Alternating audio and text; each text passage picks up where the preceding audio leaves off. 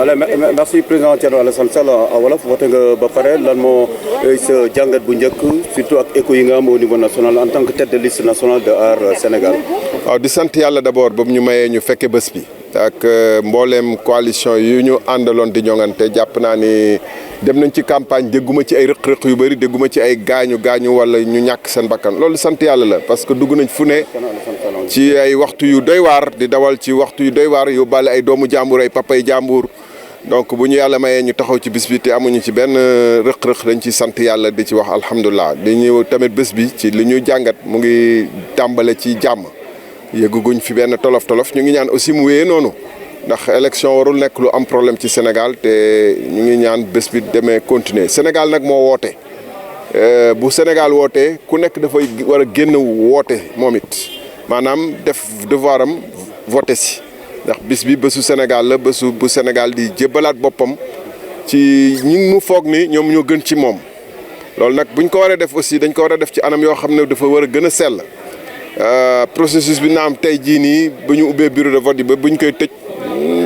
dina am ñuy suxlu ci suuf ak ñu yooyu waaye du ci biir centre yi loolu du lu ëpp solo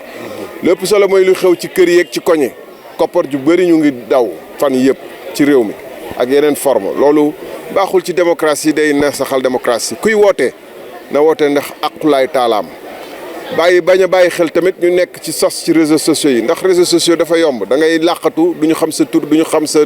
sant du ñu xam sa adresse du ñu xam foo taataanee information nu rawul ak yéen presse yi nga jàkkaarloog man nga xam ne lu ngeen wax rek mun naa ko weddi wala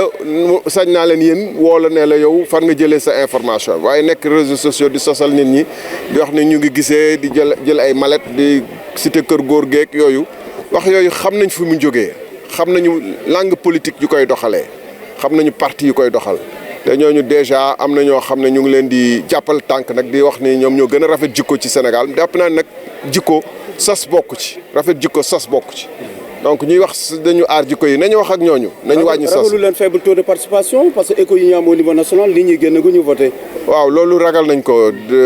élection yu wees y a 3-4 mois boo gisee fii nii dafa feesoon dellu ci waxtu bii nii.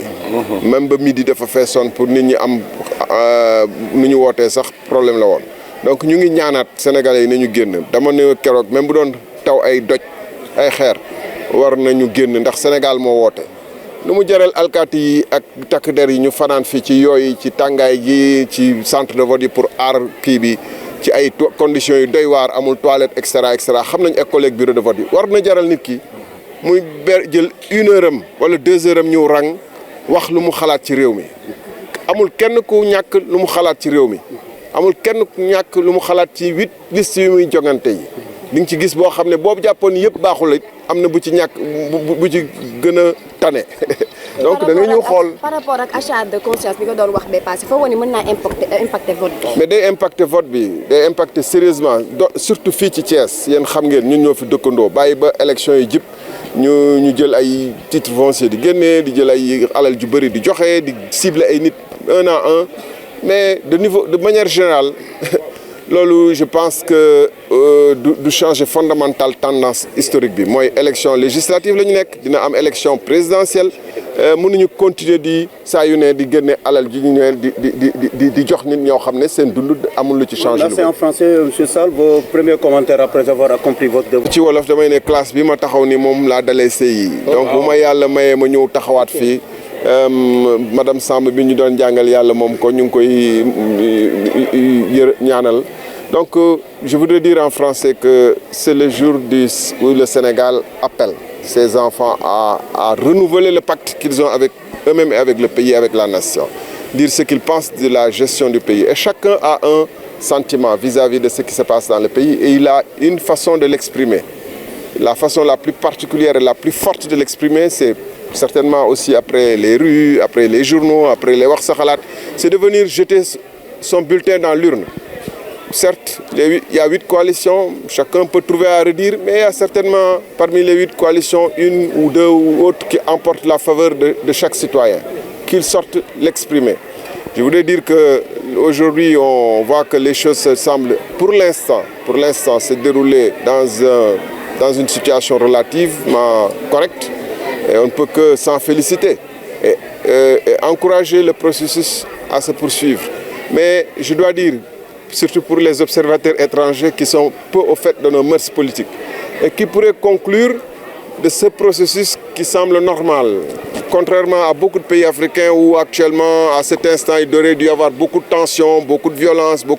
mais les choses semblent tellement relaxes et débonnaires qu'on peut croire qu'on a une démocratie parfaite. On est loin d'avoir une démocratie parfaite. Beaucoup d'argent a circulé ces derniers jours. Beaucoup de moyens ont été mis sur la table pour corrompre les gens. Cela pourrait impacter sur le vote? Mais forcément, ça impacte sur les votes. Si vous donnez des titres fonciers à la dernière minute à des gens dont vous aviez détruit les maisons, menacé le travail de toute une vie, mais de toute façon, il y en a qui voteront automatiquement par devoir de reconnaissance pour vous. C'est ça, ça s'appelle achat de conscience. Vous appelez ça comme vous voulez, c'est ça que ça s'appelle. Vous anticipez votre défaite, M. Sall? Non, j'exprime des faits. Je dis simplement que